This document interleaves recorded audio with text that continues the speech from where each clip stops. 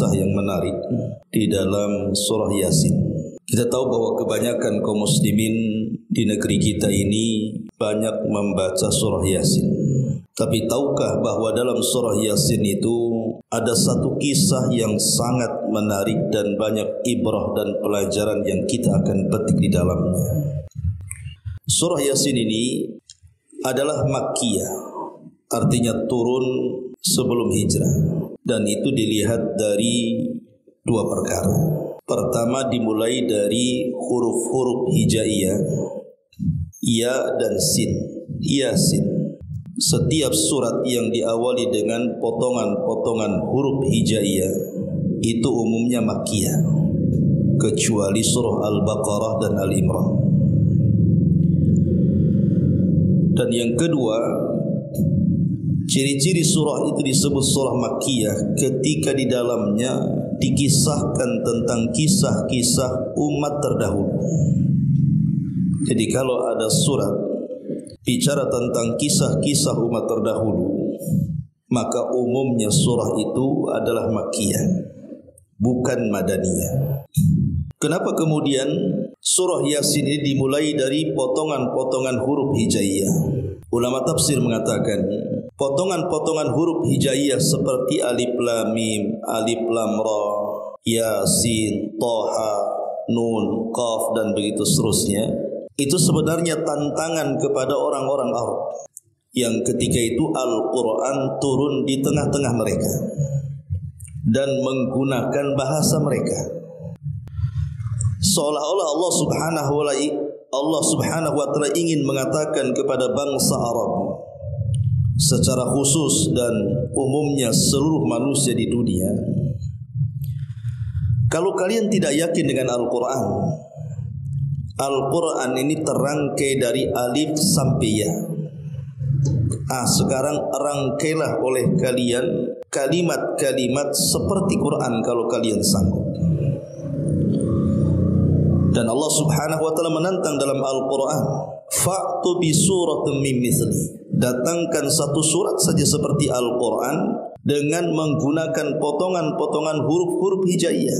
Bukankah kita sudah hafal alif, ba, ta, sa, jim dan begitu seterusnya? Sekarang rangkai. Dan Allah Subhanahu wa taala katakan kalian tidak akan sanggup untuk melakukannya. Fa illam taf'alu wa lan taf'alu. Kalian tidak akan sanggup melakukannya. Karena Al-Quran itu bukan buatan Nabi, bukan ucapan Nabi. Al-Quran itu kalamullah azza wa jal yang diwahyukan kepada Nabi. Makanya karena dia adalah kalam Allah, tidak ada satupun makhluk yang mampu membuat seperti kalam Allah. Lah dalam surah Yasin ada satu kisah yang menarik. Nanti kita akan ambil ayat per ayat dan kita petik ibrah pelajarannya. Ulama menyebutnya kisah ini sebagai kisah Ashabul Qaryah. Jadi kisahnya disebut Ashabul Qaryati, kisah penduduk satu negeri. Bagaimana kisahnya? Dan di mana kisah ini terjadi? Siapa tokoh-tokohnya? Lalu apa pelajaran yang kita akan petik dalam kisah ini? Inilah yang kita akan bahas 1 jam ke depan. Ma'asyiral muslimin wal muslimat rahimani wa rahimakumullah. Allah Subhanahu wa taala berfirman dalam surah Yasin, wadrib lahum mathalan ashabal qaryati id ja'ahal mursalun. Allah Subhanahu wa taala mengatakan, dan buatlah oleh kalian satu perumpamaan bagi mereka, yaitu tentang penduduk satu negeri ketika utusan-utusan kami datang kepada mereka. Sebagian para ulama tafsir mengatakan, siapa utusan-utusan ini dan kapan terjadinya? Lalu di mana letaknya? Ada yang mengatakan bahwa peristiwa ini terjadi di negeri Syam. Tapi ada juga yang mengatakan bahwa peristiwa ini terjadi di sebuah negeri yang disebut dengan Antakya. Negeri Antakya masih di kawasan Syam. Dan negeri Antakya ini sangat masyhur dan sangat ma'ruf. Apabila kita mengupas sejarah Imam Ahmad ibn Hanbal rahimahullahu ta'ala, di masa kekuasaan Khalifah Mu'tasim. Di negeri ini pernah ada seorang wanita yang dilecehkan. Jadi ada seorang wanita dilecehkan kehormatannya, kemudian memanggil-manggil khalifah dan mengatakan, "Wa Mu'tasimah, wahai Khalifah Mu'tasim, tolong aku." Sementara di negeri itu tidak ada orang muslim, kecuali ada seorang anak muda yang muslim mendengar teriakan wanita muslimah yang dilecehkan itu. Langsung dia pun berangkat ke Baghdad dan menyampaikan ucapan wanita muslimah yang dilecehkan kehormatannya kepada sang Khalifah Mu'tasim. Maka mendengar itu Khalifah marah. Makanya dia pun walaupun dia sangat kejam kepada ulama-ulama ahli sunnah, di antaranya Imam Ahmad dipenjarakan di zaman itu oleh Khalifah, tapi dia membebaskan Imam Ahmad karena ada urusan besar, ingin menyerbu Antokia. Maka disiapkan pasukan besar dari Baghdad kemudian diserbu. Akhirnya negeri itu pun jatuh ke tangan kaum muslimin di tangan Khalifah Mu'tasim. Lah negeri Antokia di zaman dulu sebelum diutusnya Nabi SAW, agama mereka adalah agama penyembah berhala. Jadi mereka menyembah berhala, menyembah patung.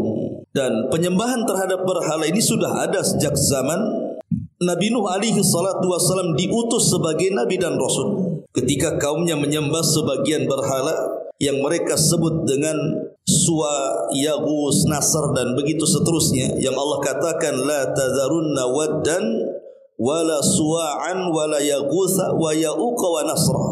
Jangan kalian tinggalkan sesembahan kepada Wad, kemudian kepada Yaghus, kepada Ya'uq, kepada Nasr. Itu kan nama-nama sesembahan di zaman Nabi.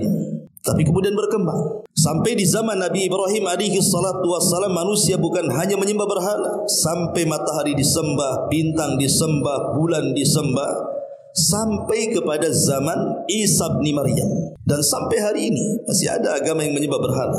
Lah di negeri Antokia ini masyarakatnya mereka menyembah berhala. Lah ketika itu Allah Subhanahu wa taala mengutus kepada negeri tersebut utusan-utusannya. Ada yang mengatakan bahwa utusan-utusan yang dimaksud dalam ayat ini, ketika Allah mengatakan id ja'ahal mursalun, ketika datang kepada mereka utusan-utusan, maksudnya adalah para nabi. Jadi nabi-nabi yang Allah Subhanahu wa taala utus kepada mereka. Dan jumlah para nabi berdasarkan hadis Abi Dzar Al-Ghifari radhiyallahu anhu, bahwa jumlah para nabi itu banyak.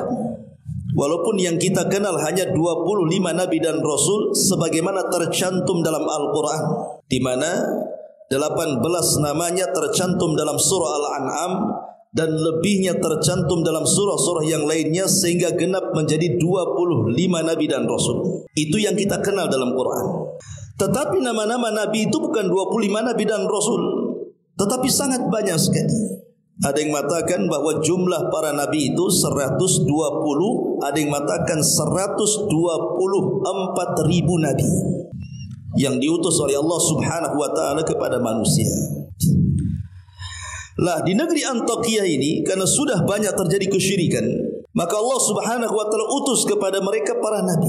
Tentu setelah zamannya Isa bin Maryam. Tetapi sebagian para ulama yang lain mengatakan bukan para nabi yang dimaksud al-mursalun dalam ayat ini, tetapi yang dimaksud adalah mereka orang-orang pilihan yang merupakan anak murid langsung dari Nabi Isa bin Maryam, atau dikenal dengan Hawariyun, yang Allah Subhanahu wa taala katakan di dalam surah Saf ayat 14, ya ayyuhalladzina amanu kunu ansarullah kama qala Isa bin Maryam lil hawariyina man ansari ila Allah qala al hawariyuna nahnu ansarullah. Wahai orang-orang yang beriman, jadilah kalian sebagai penolong-penolong Allah. Ketika berkata Isa bin Maryam kepada para penolongnya, siapa di antara kalian yang akan menolong Allah? Maka berkatalah orang-orang Hawariyun, kamilah yang akan menolong Allah. Jadi yang dimaksud utusan-utusan itu maksudnya adalah Hawariyun. Siapa Hawariyun? Mereka adalah orang-orang pilihan yang belajar langsung kepada Isa bin Maryam. Diutus kepada negeri Antokia 3 orang pilihan dari kalangan Hawariyun. Ma'asyiral muslimin wal muslimat rahimani wa rahimakumullah. Tentu bagi kita tidak dipermasalahkan apakah yang dikirim kepada mereka para nabi, apakah yang dikirim kepada mereka Hawariyun, apakah tempatnya di Amuriah atau Antokiyah ataupun negeri Syam. Quran tidak menyebutkan. Ini kan hanya ulasan-ulasan ahli sejarah. Karena Al-Quran itu bukan kitab sejarah yang harus detail gitu ya, menjelaskan tentang apa nama negerinya, siapa yang diutusnya, siapa nama-namanya. Al-Quran tidak peduli dengan itu. Karena Quran itu bukan kitab sejarah. Quran itu adalah kitab ibrah dan pelajaran. Dia hanya mengutip kisah-kisah untuk diambil pelajarannya, bukan untuk dinikmati kisahnya. Sehingga kalau ingin detail kisah ini, ya lihat kepada kitab-kitab tafsir atau kitab-kitab sejarah. Ma'asyiral muslimin wal muslimat rahimani wa rahimakumullah. Kemudian Allah Subhanahu wa taala mengatakan, "Id arsalna ilaihi itsnaini fakadzabuhuma fa'ajjazna bi tsalitsin faqalu inna ilaikum mursalun." Ketika kami mengutus kepada mereka negeri Antokiyah itu 2 orang utusan, lalu mereka penduduknya mendustakan 2 orang utusan itu. Kemudian kami kuatkan dengan utusan yang ketiga. Maka ketiga utusan itu berkata, sesungguhnya kami adalah orang-orang yang diutus Allah kepada kalian. Sebuah nikmat yang sangat besar, ikhwatu fiddin yang dimuliakan Allah Subhanahu wa taala. Ketika sebuah tempat diutus oleh Allah Subhanahu wa taala orang-orang pilihan. Tentu nikmat mana lagi gitu kan, ketika di tengah-tengah kita ada orang saleh, ada orang yang baik yang bisa kemudian mendakwahkan dakwah Allah kepada kita. Tetapi rupanya orang-orang Antokiyah ini tidak bersyukur. Diutus kepada mereka utusan, justru mendustakan utusan itu. Awalnya Allah Subhanahu wa taala mengutus kepada mereka 2 utusan dulu. Tapi rupanya 2 utusan ini kewalahan karena penduduk negeri Antokiyah ini tidak menerima. Akhirnya kemudian Allah Subhanahu wa taala kuatkan, Allah utus satu lagi. Menjadi 3 utusan. Tetapi 3-tiganya juga didustakan oleh masyarakat Antokiyah ini. Mereka tidak bersyukur kepada Allah Subhanahu wa taala. Padahal Allah Subhanahu wa taala mengutus 3 orang, bukan 1 orang. Seandainya di Batam ini ada 1 ulama besar saja sudah beruntung kan gitu. Gimana kalau ada 2 ulama? Gimana kalau ada 3 ulama? Tentu makin banyak makin baik dakwah ini. Harusnya disyukuri. Makanya Nabi SAW apabila mengutus seseorang untuk berdakwah di sebuah negeri, Rasul tidak akan mengutus 1 orang. Pasti Rasul akan mengutus 2, 3 dan begitu seterusnya. Seperti yang dilakukan Rasul ketika mengutus Abu Musa al-Ash'ari untuk berdakwah di Yaman. Dia tidak sendirian, tetapi Nabi SAW mengutus 2 orang, Abu Musa al-Ash'ari dan Mu'adz ibnu Jabal radhiyallahu anhu. Begitu juga Nabi Musa alaihi salatu wassalam. Ketika dia berdakwah kepada Fir'aun, Musa merasa lemah. Kenapa? Karena lisannya itu tidak fasih dalam bicara. Sementara dia punya abang namanya Harun. Dan Harun adalah orangnya fasih dalam bicara. Orator, kalau ngomong itu luar biasa. Maka Musa alaihi salatu wassalam mengatakan, Haruna akhi. Ya Allah, saya punya Harun, itu saudaraku. Waj'al li waziran min ahli. Jadikan dia perdana menteriku dari keluargaku. Jadi Nabi Musa meminta kepada Allah Subhanahu wa taala untuk menggabungkan Harun dalam dakwahnya. Akhirnya Allah Subhanahu wa taala mengabulkan permintaan Musa, maka diangkatlah Harun menjadi nabi. Kemudian menolong Nabi Musa dalam menghadapi Fir'aun dan juga kaumnya. Ma'asyiral muslimin wal muslimat rahimani wa rahimakumullah. Lah ketika 3 utusan ini diutus oleh Allah Subhanahu wa taala ke negeri Antokiyah. Kemudian mereka mulai berdakwah mengajak manusia untuk meninggalkan sesembahan selain daripada Allah Subhanahu wa taala. Mengajak kepada tauhid yang umumnya dilakukan oleh semua utusan Allah Subhanahu wa taala. Sebagaimana Allah Subhanahu wa taala berfirman, "Wa laqad ba'atsna fi kulli ummatir rasulan an ibudullaha wajtanibut taghut." Dan sungguh kami utus pada tiap-tiap umat ini seorang rasul, di mana tugas mereka menyampaikan kepada umatnya, sembahlah Allah, tauhidkan Allah, dan jauhi sesembahan selain daripada Allah alias tauhid. Itu semua utusan Allah mendakwahkan tauhid. termasuk 3 utusan ini. Tapi apa yang terjadi?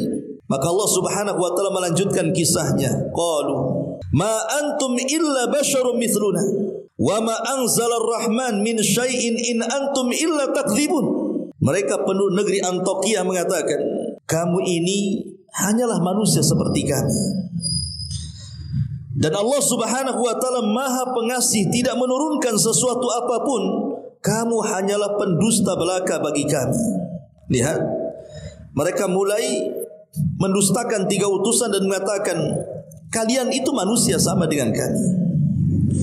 Maunya mereka itu, kalau memang kalian adalah utusan-utusan Allah Subhanahu wa taala, kenapa tidak malaikat saja diutus kepada kami? Kenapa mesti kalian manusia seperti kami yang makan, minum persis seperti kami? Jadi mereka mengatakan, kenapa tidak malaikat yang diutus? Kenapa mesti seperti kalian, seperti kami manusia yang diutus? Ma'asyiral muslimin yang dimuliakan Allah Subhanahu wa taala, sebenarnya penolakan dakwah mereka itu bukan itu alasannya. Sebab kalau Allah Subhanahu wa taala utus malaikat sekalipun sebagai nabi dan rasul, tentu Allah Subhanahu wa taala pasti akan membentuk malaikat itu seperti manusia. Dan pasti mereka juga akan mendustakan sekalipun itu jelmaan manusia. Dan itu disinggung dalam Al-Quran surah Al-An'am ayat 9. Walau ja'alnahu malakan la ja'alnahu rajulan. Seandainya kami jadikan Rasul itu malaikat, tentu kami akan bentuk malaikat itu seperti manusia, kata Allah. Sebab kalau seandainya malaikat dalam bentuk aslinya diutus kepada manusia, siapa yang akan mengikuti malaikat? Malaikat itu makhluk besar. Bayangkan Jibril saja, berapa sayapnya? 600. Di mana satu sayap itu terbentang antara barat dan timur, mulai dari terbenam sampai terbitnya matahari, yang disebut dalam hadis Nabi SAW, saddal ufuk, menutupi langit. Macam mana malaikat sebesar itu akan turun ke bumi dan akan menjadi nabi? Sementara nabi dan rasul itu harus diikuti. Malaikat tidak pernah tidur. Macam mana kita akan tidak tidur? Pasti tidur manusia. Malaikat tidak makan, malaikat tidak minum, malaikat tidak kawin. Sementara kita makan, kita minum, kita kawin. Macam mana akan mengikuti malaikat? Malaikat marah dan marahnya malaikat juga berbeda dengan marahnya kita. Malaikat bukan seperti manusia berjalan di bumi, malaikat terbang, kita tidak bisa terbang. Makanya Allah Subhanahu wa taala mengatakan, sekalipun Allah utus malaikat sebagai rasul, pasti Allah akan bentuk seperti manusia supaya bisa ditiru. Ya. Tetapi Allah Subhanahu wa taala katakan, walalabasna alaihi ma yalbisun. Meskipun demikian, mereka pasti akan tetap ragu, sebagaimana kini mereka juga tetap ragu. Pasti akan didustakan. Berarti itu bukan alasannya. Alasan mereka menolak 3 utusan ini karena kesombongan mereka. Karena kesombongan mereka kepada 3 utusan itu, merasa bahwa mereka lebih hebat, lebih mulia, makanya mereka menolak. Sebagaimana ketika Rasul berdakwah ke Taif, kemudian berjumpa dengan 3 pembesar Taif, putra daripada Amr ibn Umair, di antaranya Abdu Layalil ibn Amr, kemudian Mas'ud ibn Amr, kemudian Habib ibn Amr. Apa kata 3 orang pembesar Taif ini kepada Rasul? Coba.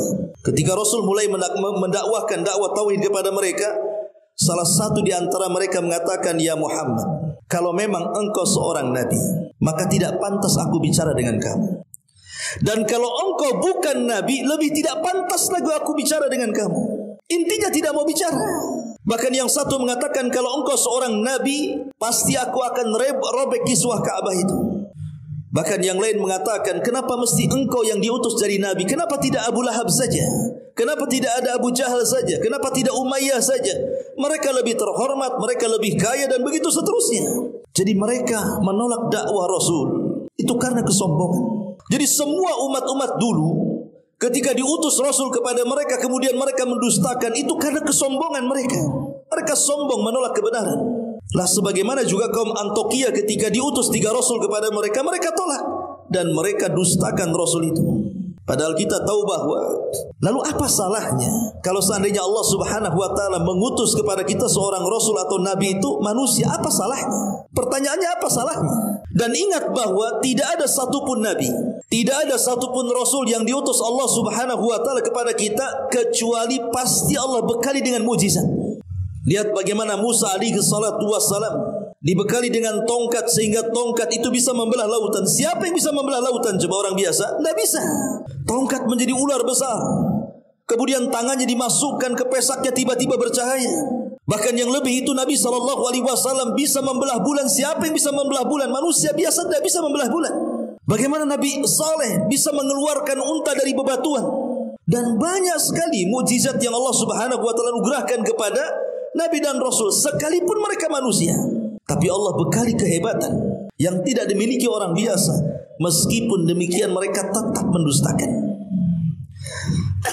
Ma'asyiral muslimin wal muslimat rahimani wa rahimakumullah.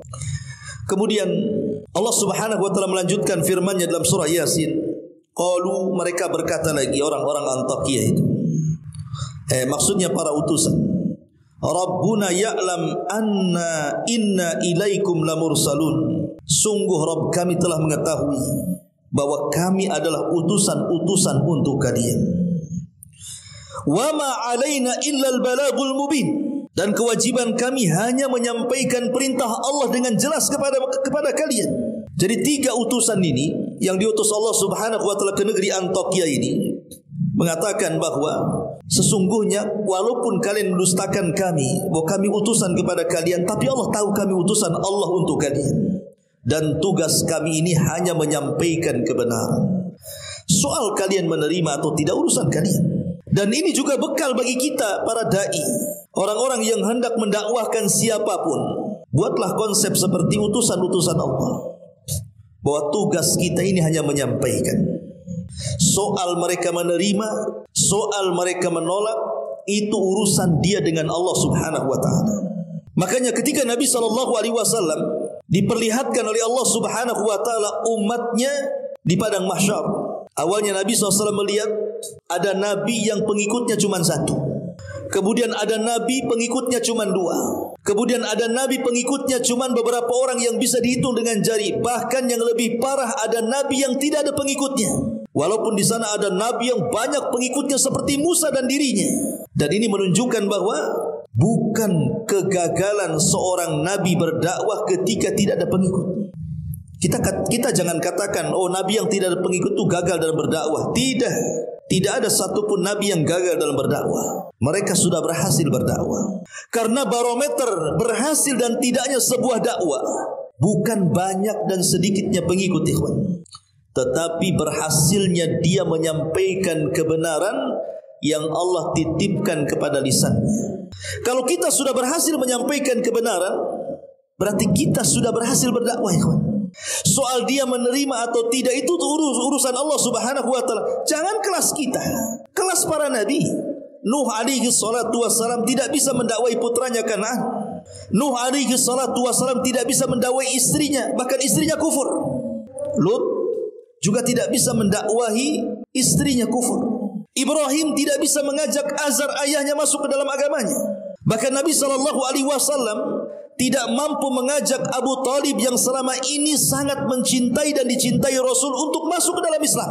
Ketika Nabi SAW mengatakan, katakan wahai pamanku kalimat la ilaha illallah, pamannya tidak mau mengucapkan kalimat itu di akhir hayatnya sampai meninggal. Abu Talib mati di atas kekafiran. Padahal Abu Talib sangat yakin agama yang dibawa Muhammad Rasul kita itu agama yang paling benar. Itu terlontar dari ucapannya bahwa tidak ada agama yang lebih hak dibandingkan agama Muhammad, kata Abu Talib. Kalau bukan karena takut celaan manusia, pasti aku akan ikut agamanya.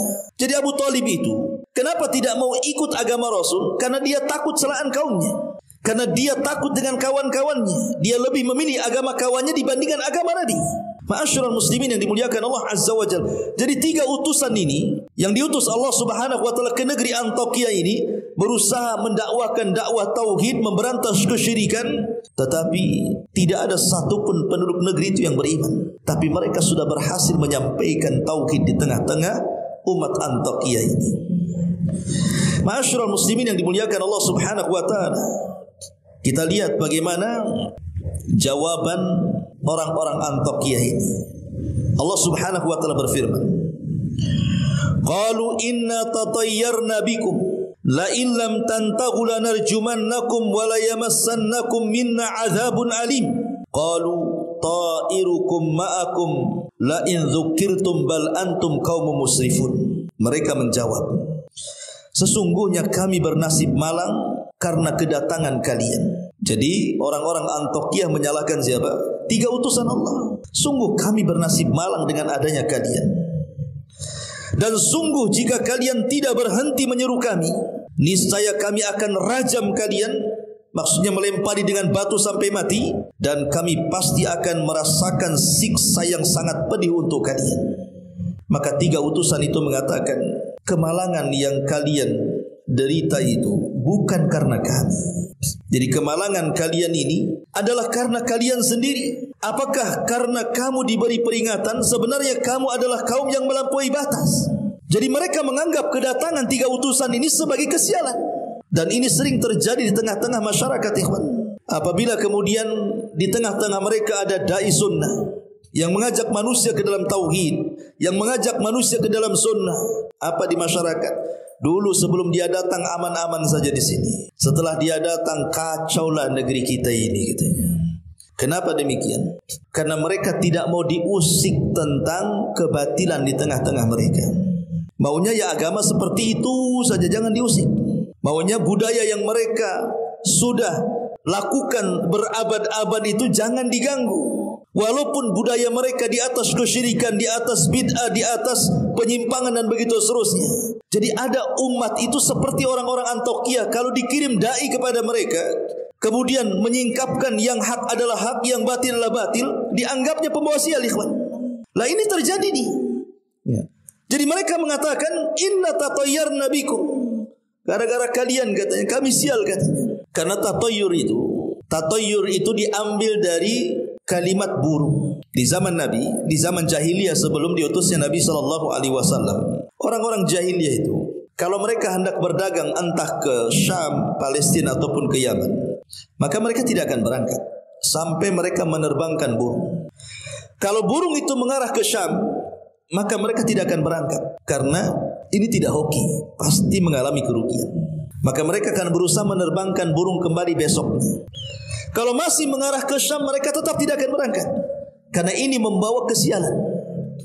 Tapi kalau berikutnya burung itu diterbangkan kemudian mengarah ke Yaman, barulah mereka berangkat. Kenapa? Karena mereka meyakini kalau burung itu terbang ke arah Yaman, berarti dagang mereka akan membawa keuntungan, membawa hoki. Inilah yang disebut dengan tatayyur, artinya untung buntungnya itu karena menerbangkan burung, maka disebut tatayyur. Itu di zaman jahiliyah, kan. Tapi tatayyur ini kemudian berkembang, bukan hanya lewat burung saja, kan. Di zaman kita ini kemana-mana larinya. Sampai dulu ke burung perkutut, suaranya kalau suara tertentu, wah ini bawa hoki. Banyaklah orang merawat burung perkutut. Kemudian hilang pula budaya perkutut, datang pula ke ikan lohan. Makin besar nong-nongnya, katanya, depannya itu ya, itu makin hoki, katanya. Tidak selang lama hilang pula lohannya. Datang pula apa itu? Bunga janda bolong.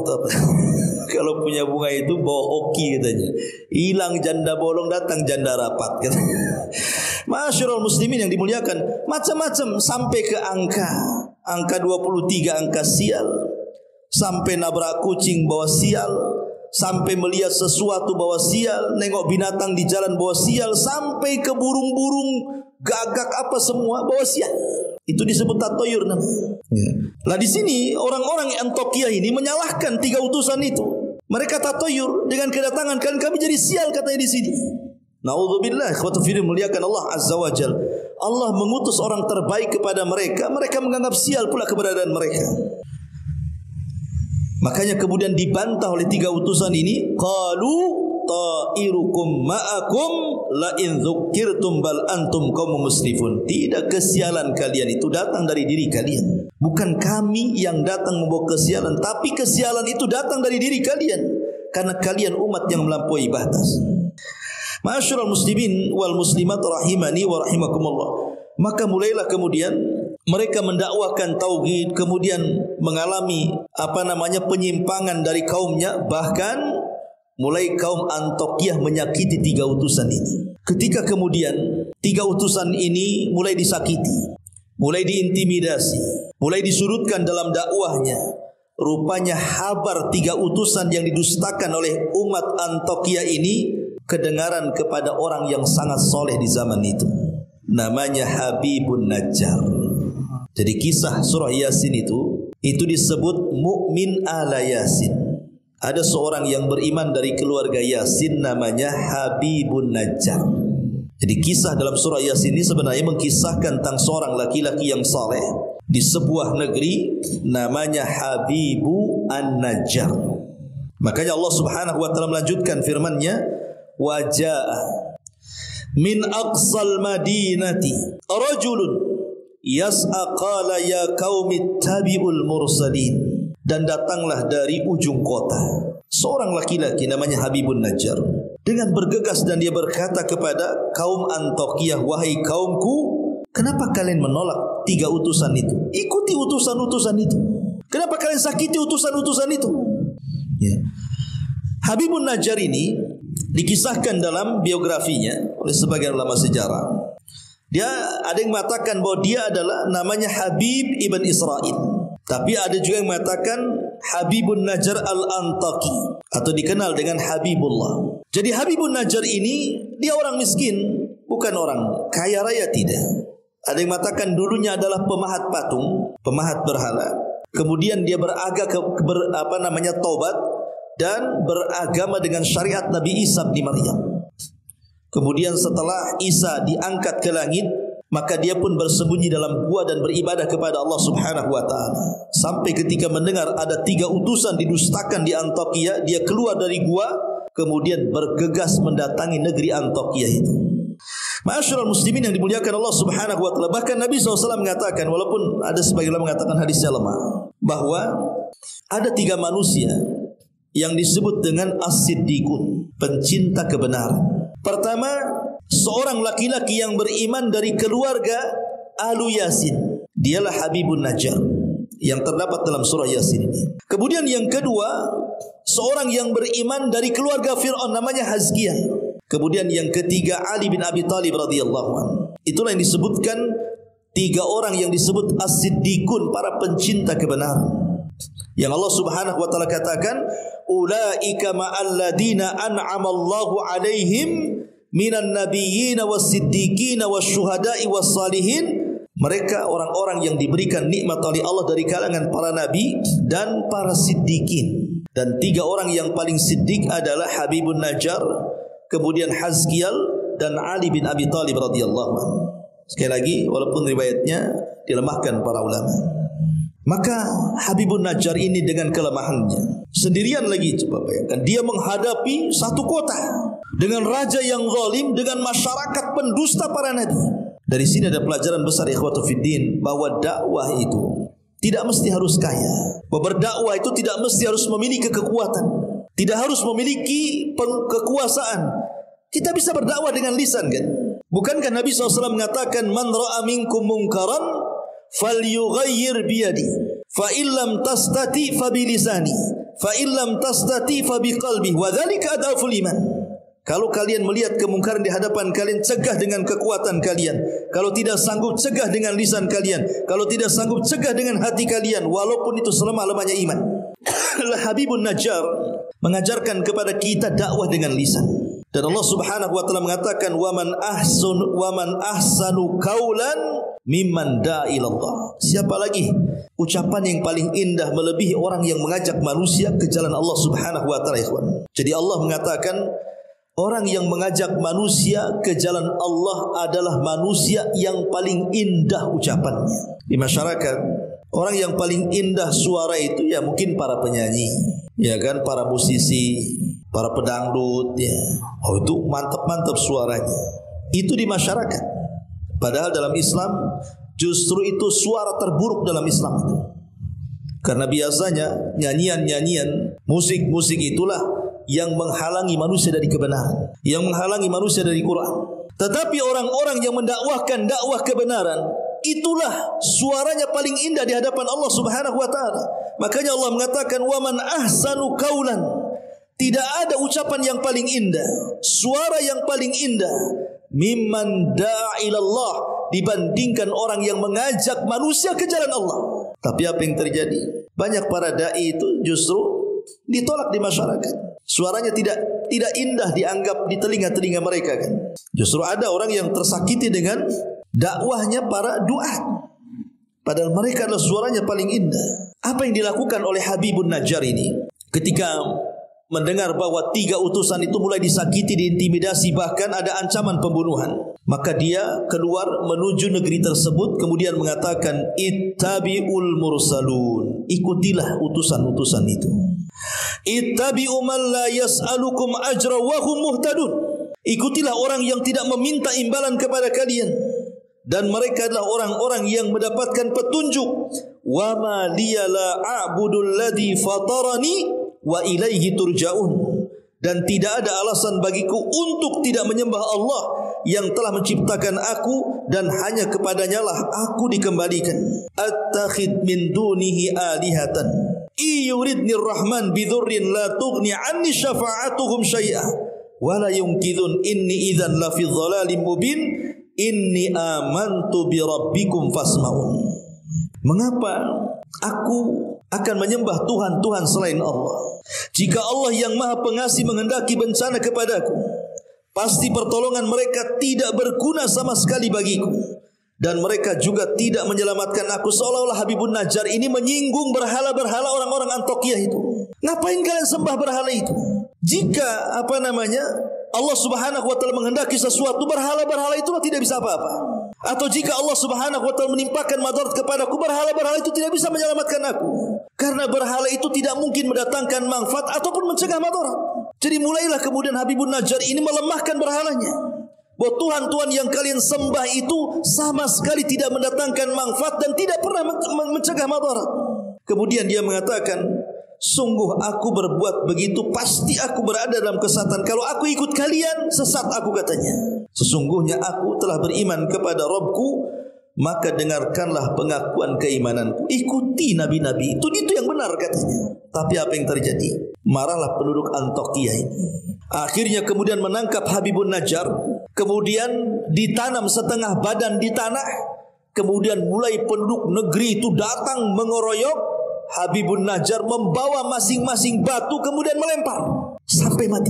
Subhanallah. Dia rela menyerahkan jiwanya untuk membela para utusan. Saat dia meninggal itu, Allah Subhanahu wa taala memperlihatkan karamahnya bahwa Habibun Najjar seorang wali. Dia bukan seorang nabi, tapi dia seorang wali, rajulun salih, orang saleh. Dia rela menyerahkan jiwanya untuk dakwah ila Allah Subhanahu wa taala dan membela utusan-utusan Allah Subhanahu wa taala. Tiba-tiba saat ruhnya dicabut, Allah Subhanahu wa taala memperlihatkan kepada Habibun Najjar sorga yang sudah diperuntukkan untuknya. Jadi ketika dia meninggal diperlihatkan sorga, sehingga ketika itulah dia kemudian berangan-angan kalau seandainya kaumnya tahu bahwa setelah kematiannya dia mendapatkan sorga, dia sangat mengharap kaumnya beriman. Makanya Abdullah ibn Abbas radhiyallahu anhuma mengatakan, tidak ada satupun manusia di dunia sejak zaman Adam sampai yang terakhir mati, orang yang berdakwah sejak hidup sampai mati kecuali Habibun Najjar. Ketika hidup dia berdakwah, setelah kematian dia mengharap kaumnya masuk Islam juga. Makanya dia mengatakan tidak ada manusia dari zaman Adam sampai yang terakhir mati yang berdakwah sejak hidup sampai mati kecuali Habibun Najjar. Subhanallah. Sehingga dikatakan dalam ayat surah Yasin lanjutannya 26-nya sampai 27-nya, qila dkhulil jannah, masuklah wahai Habibun Najjar engkau ke dalam surga. Maka Habibun Najjar dalam kematiannya dia mengatakan, qala ya laita qaumi ya'malun bima ghafara li rabbi wa ja'alani minal mukramin. Maka dia mengatakan, alangkah baiknya kiranya kaumku mengetahui, katanya. Tapi sayang dia sudah meninggal. Dia berbicara di alam arwah. Kemudian dia mengatakan, apa yang menyebabkan Rabbku memberikan ampunan kepadaku dan menjadikan aku termasuk orang-orang yang dimuliakan di hadapan Allah Subhanahu wa taala. Ma'asyiral muslimin wal muslimat rahimani wa rahimakumullah. Ketika kemudian Habibun Najjar ini bunuh dengan cara sadis, dirajam sampai mati. Dan tidak ada yang mustahil. Orang-orang yang kemudian mereka menginginkan sesuatu untuk supaya orang-orang hidup itu tahu. Contoh umpamanya dalam perang Uhud. Ada seorang laki-laki namanya Abdullah ibn Haram radhiyallahu anhu. Abdullah ibn Haram radhiyallahu anhu. Abdullah ibn Haram ini saat dia mendaftar jihad, usianya sudah tua dan tidak layak berjihad, dan dia punya uzur untuk tidak ikut jihad karena sudah tua renta, tidak sanggup mengangkat senjata. Tapi keinginan kuat jihadnya luar biasa. Walaupun sudah tua, sudah tidak punya tenaga, tidak layak untuk jihad, tetap dia mendaftarkan diri untuk berjihad. Ya, namanya jihad itu perlu kekuatan. Sementara dia lemah, maka dia pun menjadi orang yang pertama mati syahid dalam perang Uhud. Dan dia satu di antara 70 syuhada Uhud, Abdullah ibn Haram ini. Saat kematiannya, maka Allah Subhanahu wa taala berbicara dengan ruhnya dan mengatakan, ya Abdullah tamanna, wahai Abdullah, berangan-anganlah untukku. Kalau engkau meminta sesuatu, mintalah kepadaku. Maka Abdullah ibn Haram mengatakan, ya Rabb, aku hanya berangan-angan satu, kembalikan aku ke dunia supaya aku bisa berjihad kedua kalinya dan aku bisa mati syahid kedua kalinya untukmu ya Rabb. Jadi dia punya angan-angan ingin kembali ke dunia. Tapi Allah mengatakan, wahai Abdullah, tidak mungkin orang mati hidup lagi. Orang mati itu sudah urusannya sendiri-sendiri. Maka Abdullah ibn Haram mengatakan, ya Rabb, kalau begitu, kalau ini perkara mustahil, aku tidak bisa kembali ke dunia, sampaikan saja kepada anakku Jabir dan sampaikan kepada kaum muslimin posisiku di hadapanmu. Maka dari situ Allah Subhanahu wa taala turunkan ayat kepada Nabi sallallahu alaihi wasallam tentang Abdullah ibn Haram, wala tahsabanna alladzina qutilu fi sabilillahi amwatan bal ahya inda rabbihim yurzakun. Jangan kalian sangka orang-orang yang mati syahid itu mati. Tidak, mereka tetap hidup dan mereka tetap diberikan rizki di hadapan Allah Subhanahu wa taala. Turun ayat ini bicara soal Abdullah ibn Haram. Nah, di sini juga sama, di mana Habibun Najjar saat kematiannya dia mengharap kepada Allah Subhanahu wa taala dan mengatakan, ya laita qaumi ya'lamun, duhai kiranya kaumku tahu bahwa aku sudah dihadiahi surga oleh Allah Subhanahu wa taala, diampuni dosa-dosaku. Coba kalau mereka mengetahuinya, tentu mereka tidak mungkin membunuhku, tidak mungkin mengingkari 3 utusan itu, pasti mereka akan beriman karena mereka di atas kebenaran. Tapi sayang, kaumnya tetap kufur. Setelah Habibun Najjar meninggal dunia, maka mereka membidik 3 utusan itu. Akhirnya mereka pun menangkap 3 utusan itu dan kemudian merajam 3-3-nya sampai mati. Lihat, itulah yang dikatakan dalam Al-Quran, fariqan kadzabu wa fariqan yaqtulun. Sebagian mereka didustakan dan sebagian mereka dibunuh. Jadi orang-orang Bani Israel itu, khususnya orang-orang Yahudi, mereka para pembunuh Nabi. Lah karena mereka sudah mendustakan para Nabi, bahkan berani membunuh para Nabi, bahkan membunuh orang-orang saleh, maka tentu Allah Subhanahu wa taala tidak akan membiarkan kondisi ini. Man 'ada li waliyan faqad adzantuhu bil harbi. Siapapun yang memusuhi wali-waliku, maka sama mengumandangkan perang kepadaku, kata Allah. Maka Allah Subhanahu wa taala kemudian mengazab mereka, dan Allah Subhanahu wa taala katakan dalam surah Yasin selanjutnya, in kanat illa sayhatan wa ma dalam surah Yasin 28-nya, wa ma anzalna ala qaumihi min ba'dihi min jundim minas sama wa ma kunna munzilin in kanat illa sayhatan wahidatan fa idzahum khamidun. Dan setelah itu, maksudnya setelah Habibun Najjar meninggal, disusul dengan para nabi yang diutus juga meninggal, maka kami tidak menurunkan satu pasukan langit pun kepada kaumnya, dan kami tidak perlu menurunkannya. Jadi Allah mulai murka. Tapi Allah katakan, aku tidak akan menurunkan pasukan langit dengan ribuan, jutaan, bahkan miliaran malaikat untuk menghancurkan negeri itu. Allah katakan tidak perlu. Cukup Allah utus satu saja, malaikat Jibril. Apa yang terjadi? Tidak ada siksa terhadap mereka melainkan dengan satu teriakan saja. Jibril diperintahkan oleh Allah untuk berteriak satu teriakan. Apa yang terjadi? Maka seketika itu semua mereka meninggal dunia. Allah azab mereka, ya, karena mereka sudah mendustakan 3 utusan itu, bahkan membunuh Habibun Najjar. Makanya Allah Subhanahu wa taala mengutus Jibril kepada mereka untuk berteriak satu teriakan saja. Ketika Jibril berteriak satu teriakan, Satu negeri Antokiah tidak ada yang hidup, semua mati.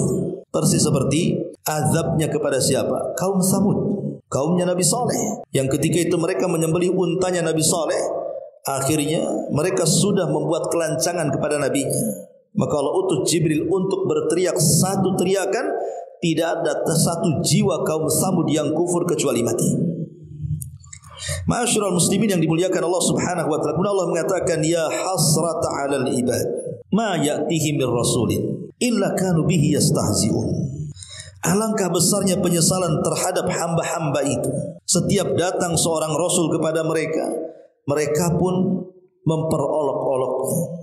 Awalam yarau kam akhlaqna qablahum minal quruni annakum ilaihim la yarji'un. Tidakkah mereka mengetahui berapa banyak umat-umat sebelum mereka yang telah kami binasakan? Orang-orang yang telah kami binasakan itu tidak ada yang kembali kepada mereka. Wa in kullu lamma jami'un ladaina muhdharun. Dan setiap umat semuanya akan dihadapkan kepada kami, kata Allah. Wa ayatul lahumul ardul maitatu ahyainaha wa akhrajna minha habban faminhu ya'kulun ila akhiril ayat. Dan satu tanda kebesaran Allah bagi mereka adalah bumi yang mati tandus, kemudian kami hidupkan bumi itu dan kami keluarkan darinya biji-biji, maka dari biji-biji itulah mereka ditumbuhkan dan dimakan. Artinya Allah mempermisalkan bahwa semua manusia, bukan hanya mereka diazab di dunia yang kufur kepada para nabi, maka mereka juga akan mempertanggungjawabkan di hadapan Allah Subhanahu wa taala. Dua siksa sekaligus mereka dapati. Siksa akibat kekufuran mereka, maka mereka diazab dengan teriakan Jibril. Siksa yang kedua, mereka harus menghadapi pertanggungjawaban mereka di hadapan Allah Subhanahu wa taala, dan mereka tidak mungkin meleset. Pasti azab neraka jauh lebih mengerikan dibandingkan azab dunia. Nah, inilah di antara sekelumit kisah dalam surah Yasin, ya, dalam kisah Habibun Najjar, atau disebut kisahnya dalam Quran sebagai kisah Ashab Al-Qaryah, kisah satu penduduk negeri yang banyak dan syarat pelajaran kalau kita mau kupas secara mendalam. Wallahu a'lam bishawab. Mudah-mudahan ada manfaatnya. Ini bisa saya sampaikan. Subhanakallahumma bihamdika asyhadu an la ilaha illa anta astaghfiruka wa atubu ilaik. Allahu taala alam. Assalamualaikum warahmatullahi wabarakatuh.